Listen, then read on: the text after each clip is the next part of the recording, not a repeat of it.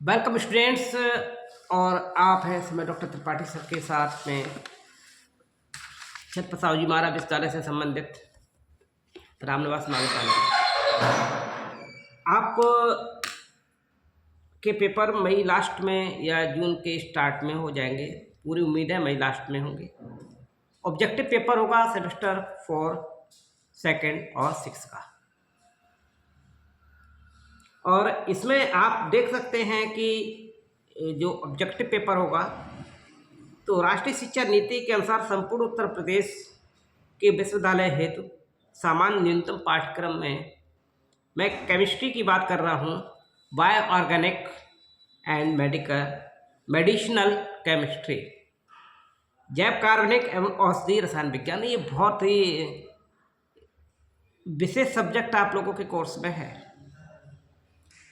और ये जो है ये सेमेस्टर 2 के बच्चों के लिए है। आप डॉक्टर त्रिपाठी सर के साथ हैं। मैं कुछ इंपॉर्टेंट क्वेश्चंस आपको बताने की कोशिश करूंगा कि क्या प्रश्न आ सकते हैं। तो एक तो आपको समझ में आना चाहिए कि क्लासिफिकेशन कार्बोहाइड्रेट से शुरुआत करते हैं। कार्बोहाइड्रेट्स के जो क्लासिफिकेशन है उसको हम फोकस करते हैं। यहाँ से क्वेश्चन हमारे लिए बनते हैं, जैसे कि कार्बोहाइड्रेट को हम मोनोसैकेराइड, डाइसैकेराइड, ओलिगोसैकेराइड्स और पॉलीसैकेराइड्स में डिवाइड कर देते हैं। ठीक है, यानी कि एक शुगर का अणु होगा उसके अंदर। ठीक है, डाई में 2 शुगर के अणु होंगे, मॉलिक्यूल्स होंगे। ओलिगोसैकेराइड्स में 2 से 10 तक होते हैं और पॉलीसैकेराइड में 10 से अधिक शर्करा अणु होते हैं। अब इसके एग्जाम्पल्स को मैं आपको दे सकता हूँ। आपसे पूछ दिया जाए कि मोनोसैकेराइड का कोई एग्जाम्पल दीजिए, तो मोनो का एग्जाम्पल ग्लूकोज है, फ्रक्टोज है, गैलेक्टोज है। ध्यान रखिएगा, डबल GF यानी कि GF जो है वो डबल GF है, ग्लूकोज है, गैलेक्टोज है और F से फ्रक्टोज है। अगर आप दूसरी पार्ट में देखते हैं जहाँ पे हम 2 की बात करते हैं तो वहाँ सुक्रोज है और LM लैक्टोज एंड माल्टोज। इस तरीके से SLM यानी कि सुक्रोज, लैक्टोज एंड माल्टोज। अब हम तीसरे पार्ट पर आते हैं। ये आपके कार्बोहाइड्रेट्स के डिविजन्स हैं क्लासिफिकेशन में। रेफिनोज और स्टेकियोज ये 2 हिस्सों में बटा हुआ है।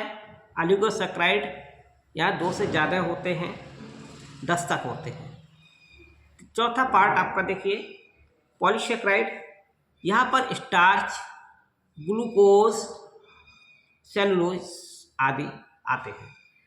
तो अब हम आते हैं कार्बोहाइड्रेट में क्या है। एक ऐसा कार्बनिक यौगिक यानी कि जिसमें कार्बन है, यौगिक है यानी कि कंपाउंड है,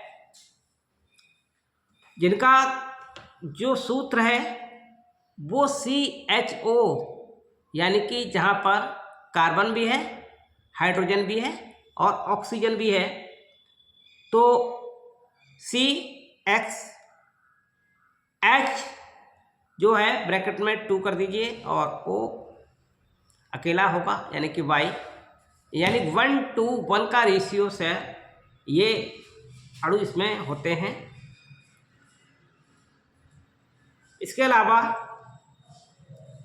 आप समझ सकते हैं, पूछा जाए ऑक्सीजन और हाइड्रोजन का रेशियो 1:2 का होगा, यानी कि हाइड्रोजन आपके पास 2 होंगे और ऑक्सीजन 1 होगा।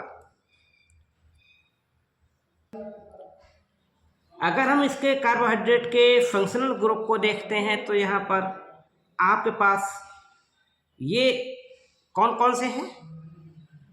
सबसे पहले अल्कोहलिक हाइड्रोक्सिल ग्रुप है, यानी कि OH लगा हुआ होगा। दूसरा आप देख सकते हैं एल्डिहाइड ग्रुप है, यानी कि CHO। कीटोनिक ग्रुप यानी कि C++O। ये आपके इसमें। अब आप आइए, जो इम्पोर्टेंट क्वेश्चंस हैं आपके पास ऑब्जेक्टिव तौर पर पूछे जाएंगे, तो जो मैंने बताया इसका भी आप मनन कर सकते हैं। तो नॉन रेड्यूसिंग शुगर के तौर पे अगर पूछा जाए, कौन सा नॉन रेड्यूसिंग शुगर है, तो इसका बहुत सिंपल सा आंसर है सुक्रोज, यानी कि non reducing sugar. Non reducing है तो सुक्रोज है। शुक्र करो कि रेड्यूस नहीं हो रही, ऐसे समझ लीजिए, ठीक है। तो सुक्रोज को याद रखेंगे। यहाँ पर पूछा जा सकता है, इसमें एग्जाम्पल हो सकता है माल्टोज है, मैनोज है, फ्रक्टोज है, लैक्टोज है। तो यहाँ पर आपका एग्जाम्पल राइट आंसर जो होगा वो सुक्रोज होगा।